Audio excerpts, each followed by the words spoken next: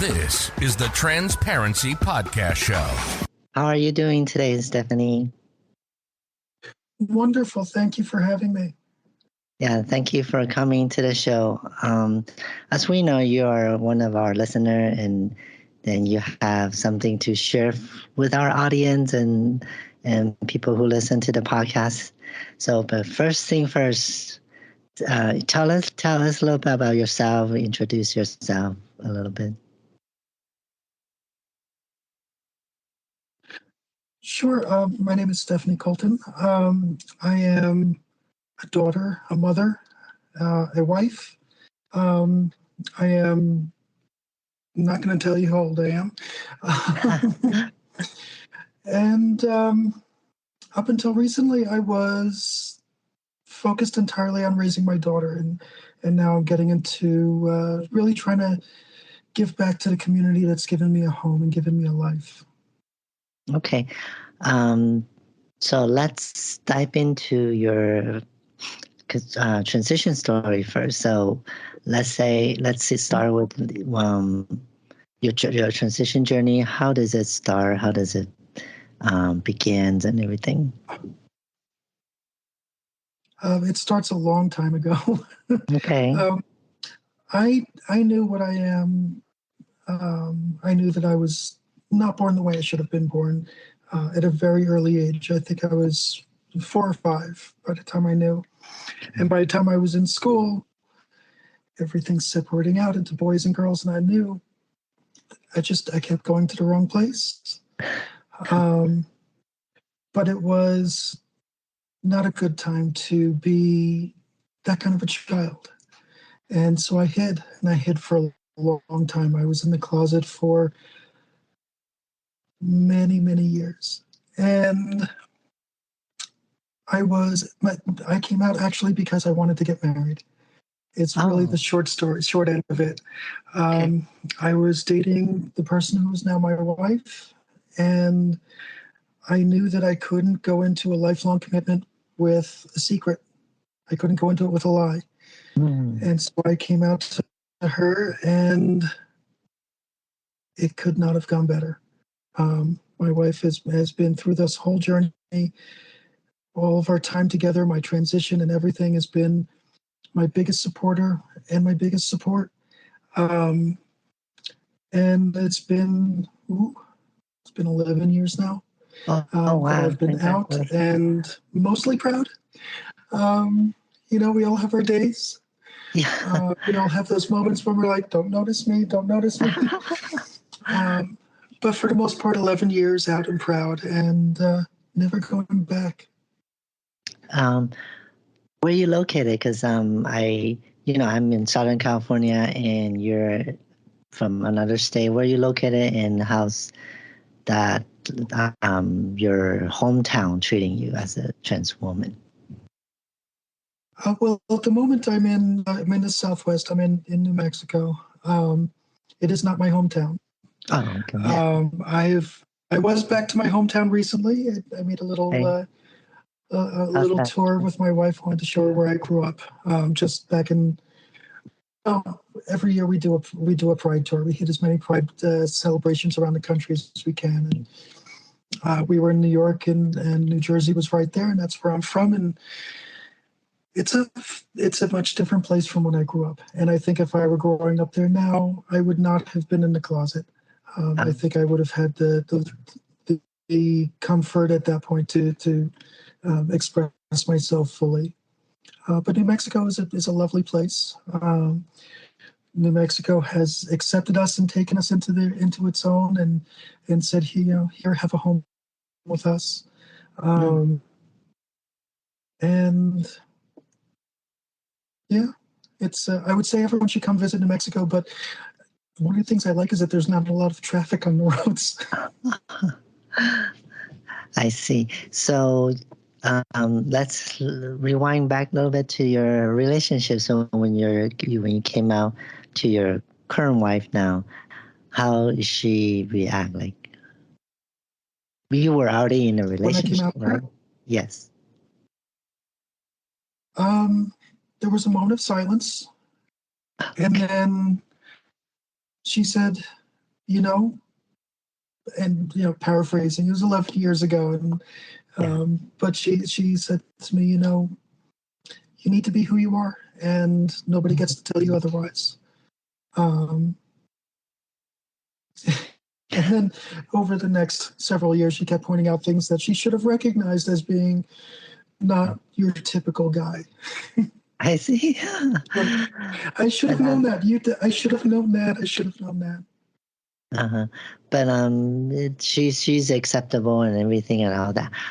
What about your own family, or let's say before you got into starting this nonprofit? Do you have an employer you work for?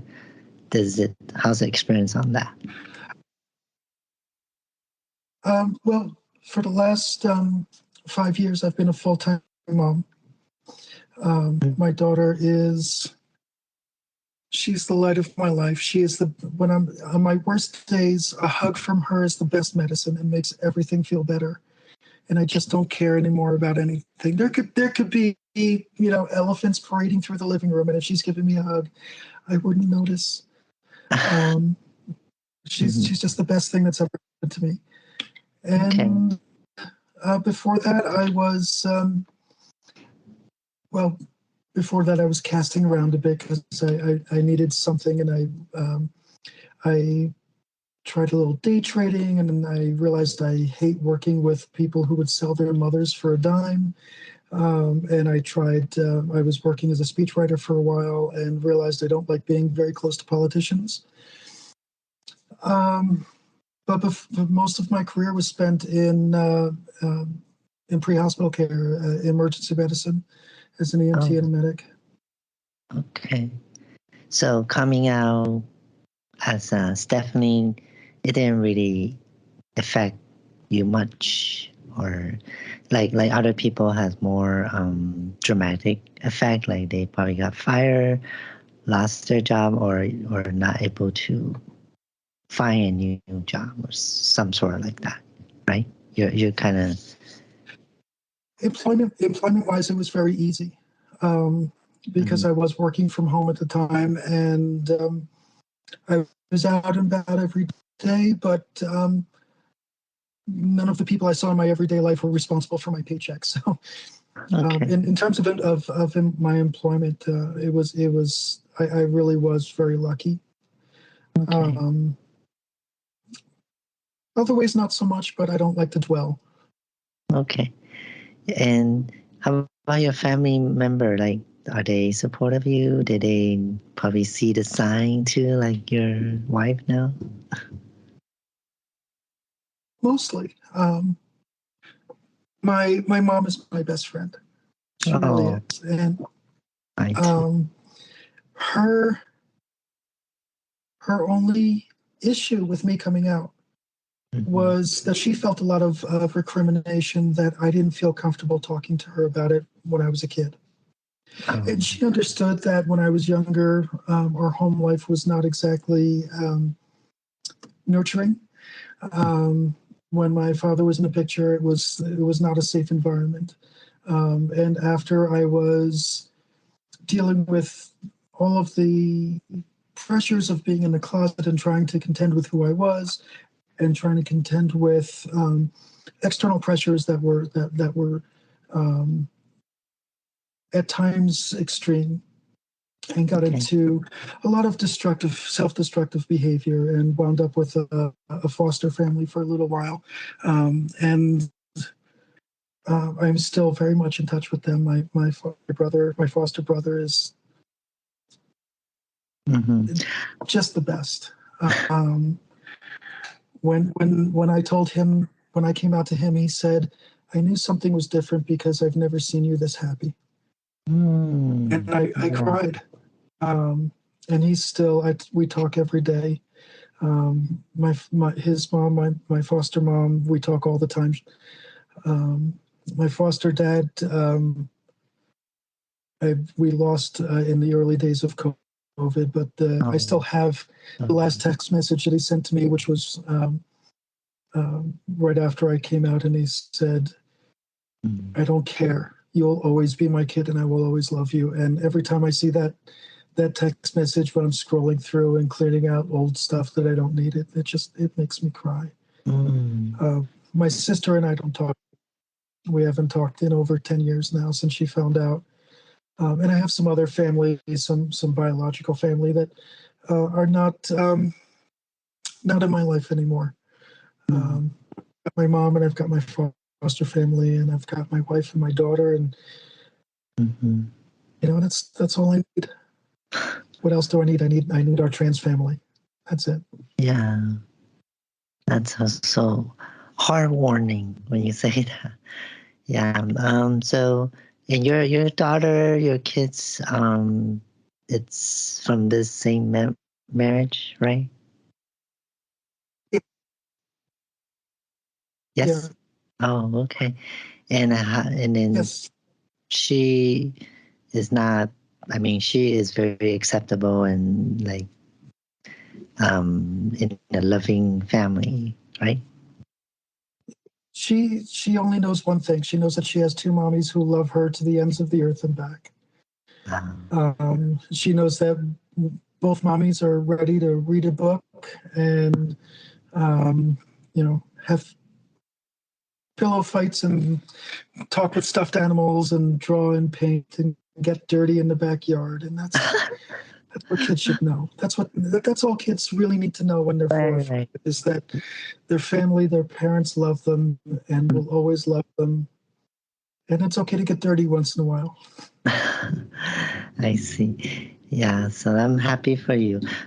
So now we're gonna kind of dive into your nonprofit organization, and when you reach out to me, you want to share that with me. So I want you to share with our audience, like from the beginning, what gave you the idea and what's the reason behind it to start with this nonprofit organization.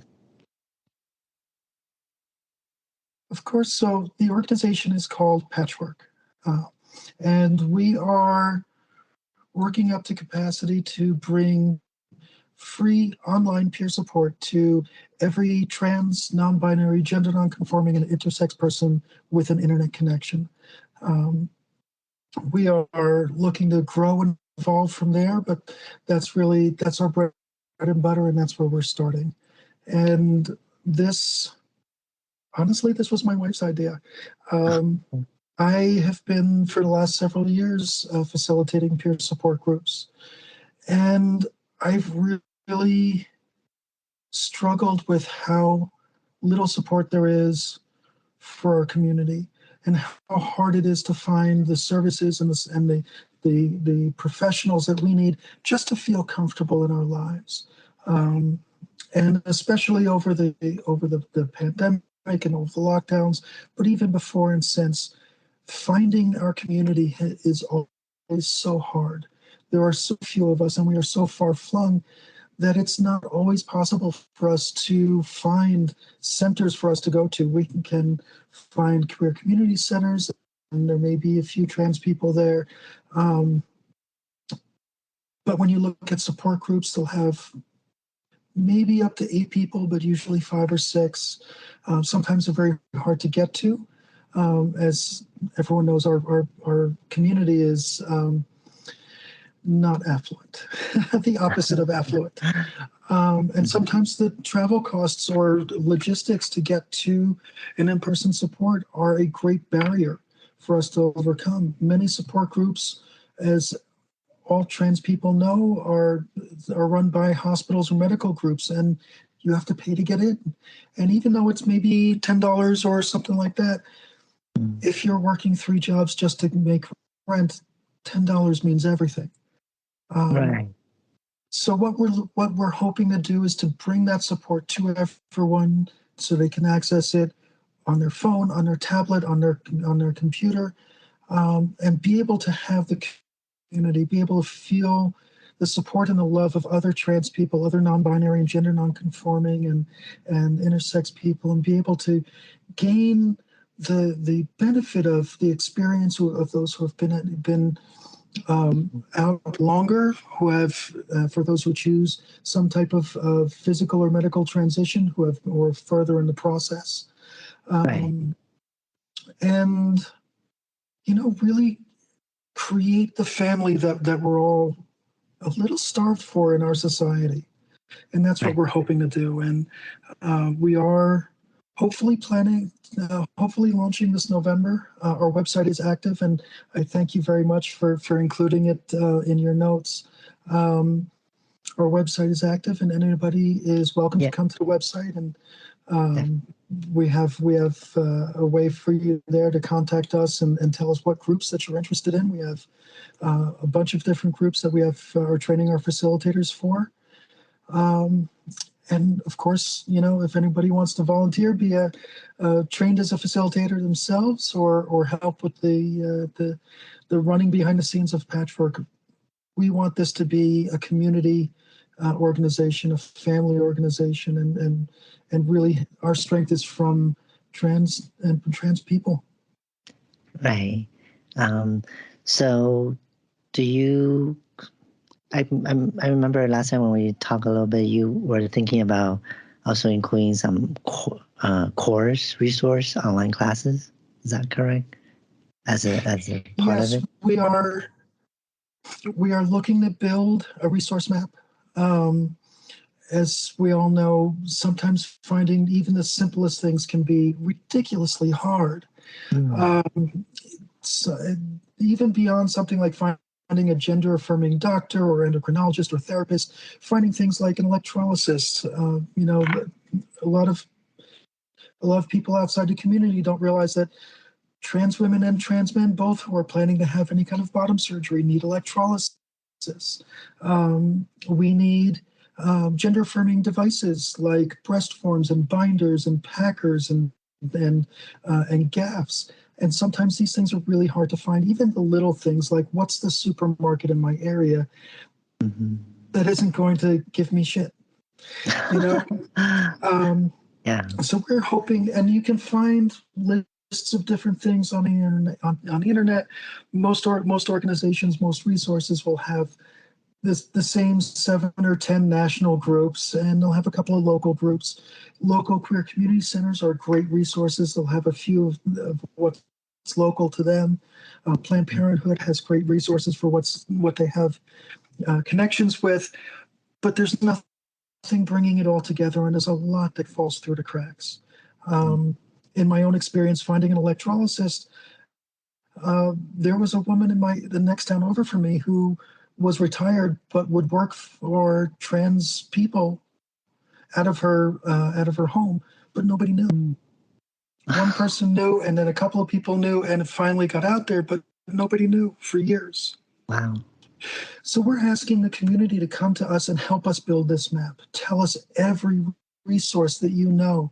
Help us find where all of the affirming and accepting services are. The doctors, the therapists, the electrolysis, the clothing stores, and everything, clothing swaps, and all of it. We want all of it. We want to build just a map that everybody can use. And as you mentioned, we are actually starting to put together seminars for the community. Sure. We're hoping eventually we'll be able to run them monthly. At the moment, it's a little bit catch as catch can, because it does depend a lot on partnerships that we can put together with other organizations.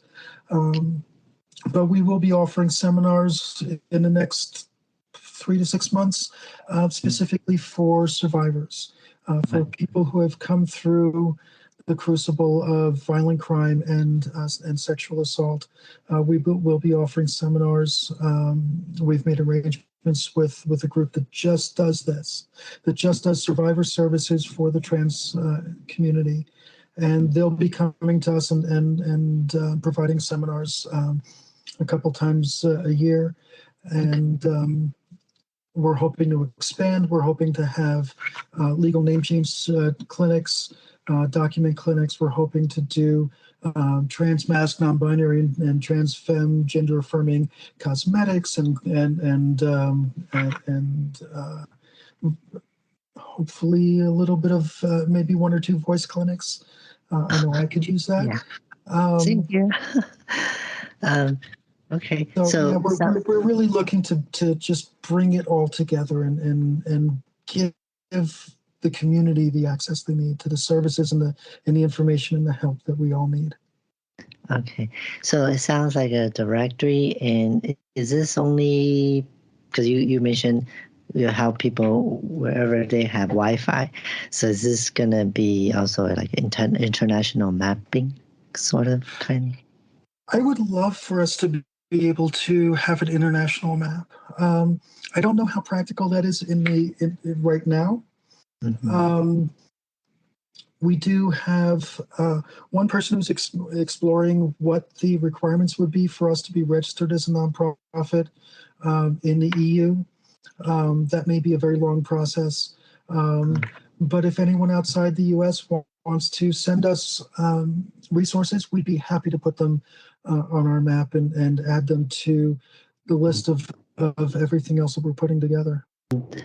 Also, because I didn't hear anything on the legal side. Like, are you guys planning to provide some legal consultations or whatnot? Because, for example, let's say we face discriminations or wrongfully terminations or even name change. Sometimes you need a representative on the legal side. I would love to be able to do that. Unfortunately, giving legal advice is a very specific professional occupation with very specific requirements for licensing and everything else. And neither me nor anyone else at Patchwork, well, actually, it's not true. We do have one lawyer, but we're not legal professionals and we're not qualified to give legal advice. What we can do is help people find resources I keep saying resources. What we can do is help people find qualified legal counsel where they are. And in order to be able to do that, we need other trans people to tell us where the legal counsel is that is willing to work with our community. We all know the big ones, Lambda Legal, ACLU, the Transgender Law and Education Center. But I know there are a lot of smaller lawyers that are up to the fight of defending trans, non-binary, gender non-conforming, and intersex people where they live. And we're hoping to connect with them and hoping to be able to add their contacts to our list. Right. Okay. And what about thinking about bring this into like an in-person sort of resource meeting? Like we all have, every city, every corner or state has their own Pride Month event. So are you planning to, like, let's say, have a booth or some sort of like that in those type of events? Yeah, we are actually hoping to be at Pride events in different places. And hopefully over the next couple of years, people will be seeing a lot of me at conferences. Assuming I can find a babysitter. We are hoping to be at different Pride events. We are hoping we'll have the budget for Pride events. It can be very expensive doing events all over the country, but we are up to the challenge, and we're going to work towards being in at least every major Pride event that we can reasonably access. Okay, so is this organization currently looking for sponsorship or fundraising, that sort of type of activities? We are, with the caveat that the IRS has not yet come through with our 501c3 status. They are a bit backlogged because they are a bit understaffed.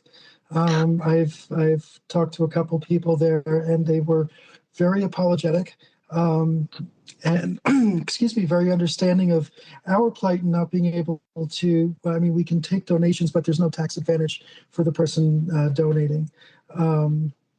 They're very, very apologetic and very understanding and working as quickly as they can, but they are very backlogged, and I understand that because honestly, at this point, so am I. once our 501c3 is cleared by the IRS, we will be happy to take donations from anyone who has a sincere interest to help the trans community and to help provide support, free support for the trans community. And I think, one thing that we shouldn't discount, especially considering that the trans community is, for lack of nice flowery language, a very poor demographic. We are all kind of dirt effing poor. So many of us are hanging on the edge. Money is not always the best thing that you can give. If someone can give their time, if someone is willing to go through our training program to become a facilitator and is willing to give 2 hours a month or 4 hours a month facilitating support groups, that is a huge, huge help. That helps us reach more people and offer more support, offer more home and more family and more community to as many trans people as we can. And we will never discount the immense wealth that can be had emotionally and communally from volunteerism. Right. Yeah, I kind of agree with you with that. So I'm blissful that I able to kind of learn and kind of put myself in an okay position. So if I'm when you're ready, I'm ready to sign up for that 2 hours a month for sure. I'm just gonna share my experience, and I'm in real estate. If there's anything I can provide or skill that I can share, I don't mind doing that. That's lovely. Thank you so much. Of course, yeah. And what about trans or non-binary youth? Do you have anything towards that program like that? Because I realize the newer generation, like Gen Zs and maybe small part of the late millennials, they are more identify themselves as non-binary, and I don't have kids, so I'm not too sure what's the school like for them right now. Do you know anything about that? And do you have programs towards more like a youth? We do. We have, when we launch, we will have facilitators and we'll be able to staff many different groups. We will have 3 different groups for different non-binary, third gender, and agender identities. We also have someone who's going through our training program now who will be offering a youth group, 18 and under. Actually, I think we're going up to 21. The numbers get a little twisted in my head, but it is correct on our website. And we are hoping to work with other organizations to be able to offer more support to the younger people in our community. I am hopeful that this is a good time to be.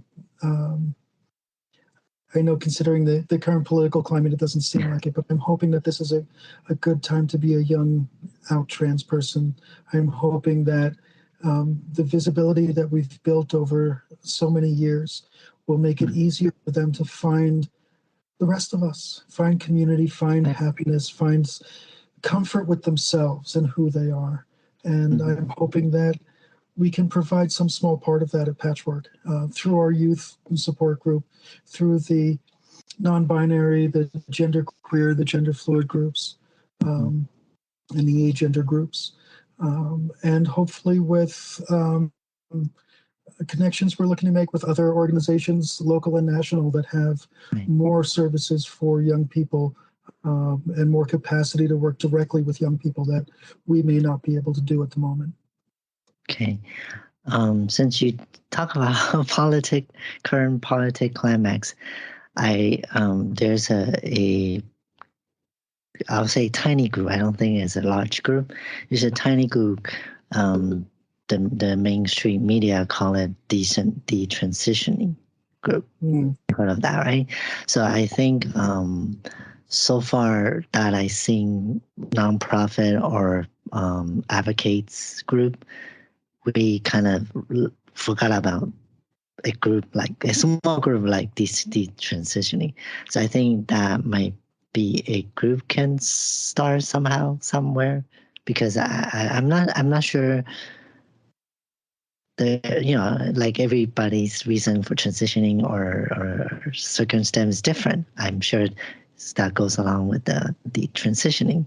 So I think they might need some resource counseling or supports. What do you think on that small group?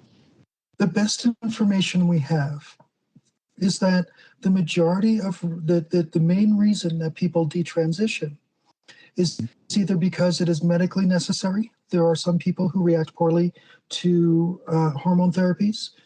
There are some people who have complications after gender-affirming surgeries and are forced to detransition because of that.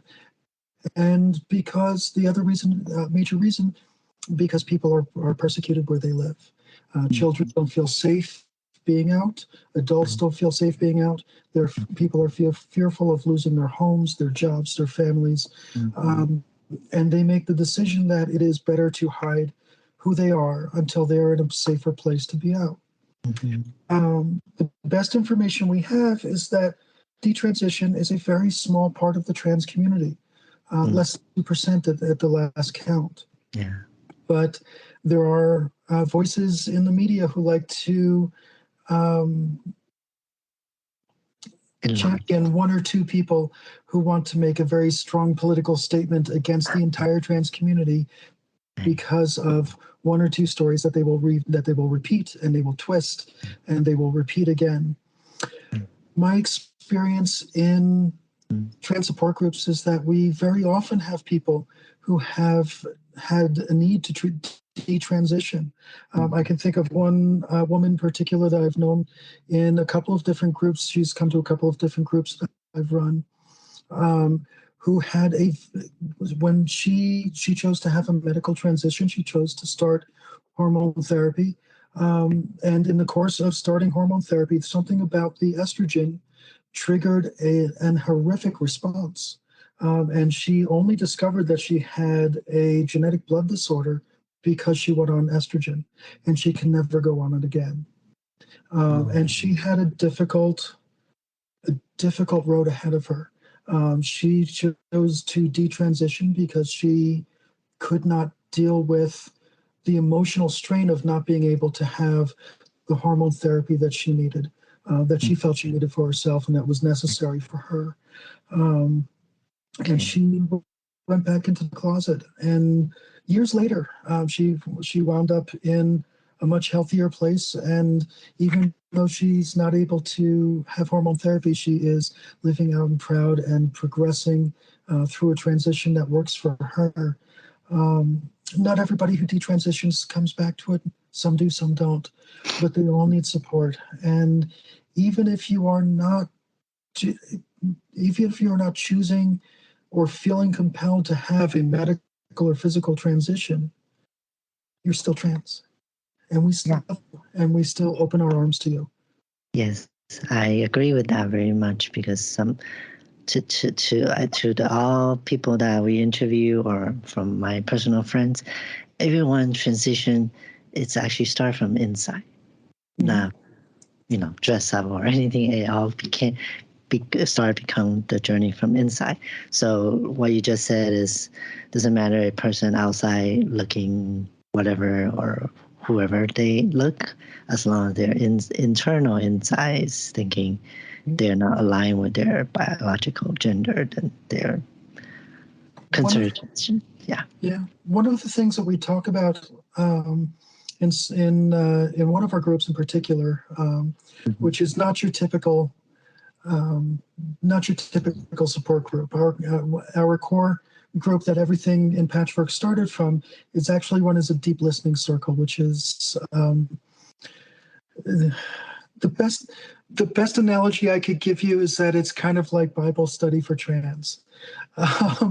There's obviously we're not studying the Bible, but we take one topic and we dive into it and we discuss. We feel how that topic resonates with us and between us, and we explore it. And we have talked many times in deep listening circles about three basic phases of transition. There's the internal transition, which is coming to terms with who you are inside. Right.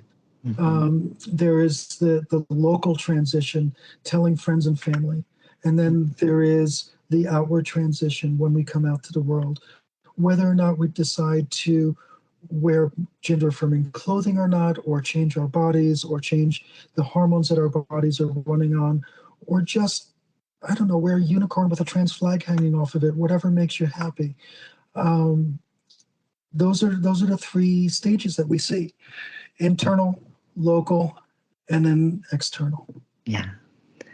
And each one is important. Very well There's said. no right way to do it, any of three of them. Yes. And again, based on my own experience, some people can go through all three stages, or some just stop in, let's say, the middle one, which is okay too, due to family or job, whatnot. Yeah. So that's very good. Some people come out at different times to different people. Yes. My wife was the first one I came out to when we were dating, as I said. My brother was the last person I came out to. I knew in my heart that he would accept me and he would still love me. I was scared to death that our relationship would change. And so he was the last one that I came out to, and it was the best reaction I could have ever hoped for. Mm. And all of my worrying was for nothing, and I'm glad that it was. But as you know, many of us will come out to our partners, or will come out to our siblings or our family, and it may be 2 or 3 years or never before we come out to coworkers and employers and houses of worship if we are people of faith, or it may be years before we find the strength within us to go out to a pride event and declare ourselves. There's no right way to do it, and there's no timeline. One of the things we are very often saying in support groups is that transition is a marathon, not a sprint. You settle in for the long haul, because it can be a lifetime, or it can be a flash in the pan. There's no rule. You have to be guided by your heart and what feels right for you. And nobody else gets to say what feels right for you. Yeah. So I just thought about a question when you mentioned about you told your wife now first. I have a few friends, or heard from the guests on the show, that when they came out to their wife or partners, girlfriends, they things got gone south.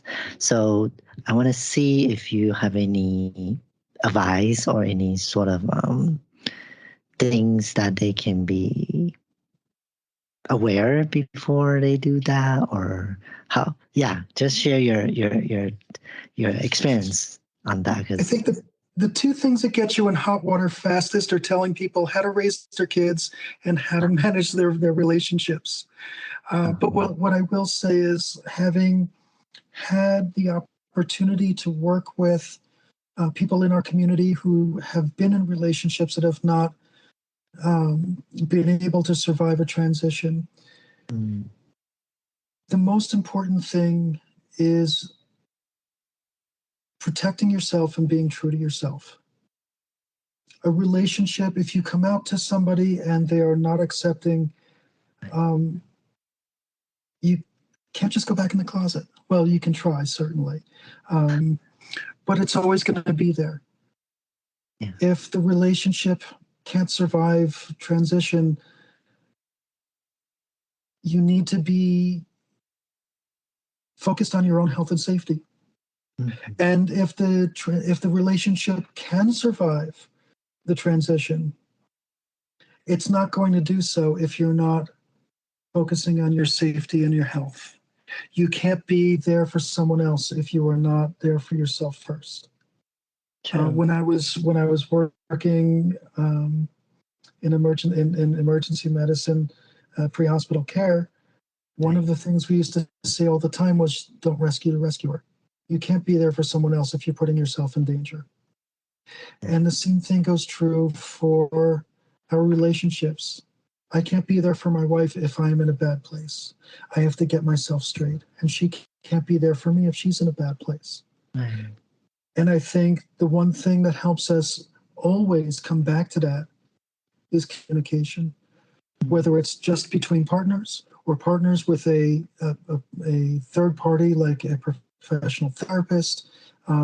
If you are a family who are people of faith, then whoever your faith leader is. But communication is always key, and knowing yourself is always key. And sometimes things work, sometimes they don't. My wife and I have had our rough patches, and we've been very lucky that we're both really focused on just talking and making space to communicate with each other and to talk about how we're feeling about things and how we're experiencing things, and making sure that when we do that, it is a non-judgmental space. Right. And I think that has been a great boon for us.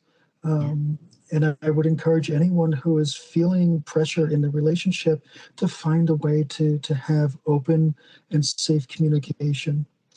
And that if you're recognizing that a relationship is not healthy for you, that you have a sincere discussion with yourself about what your priorities are and what is going to help put you in a healthy and safe space. Mm-hmm. Very well said. So you mentioned about website for your nonprofit. Are you guys on social media or any kind of platform that people can reach out or subscribe to your newsletter, some sort like that? We are. We can be reached through our website, transpatchwork.org.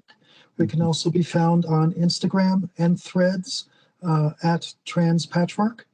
And we can be emailed through any of those or direct message.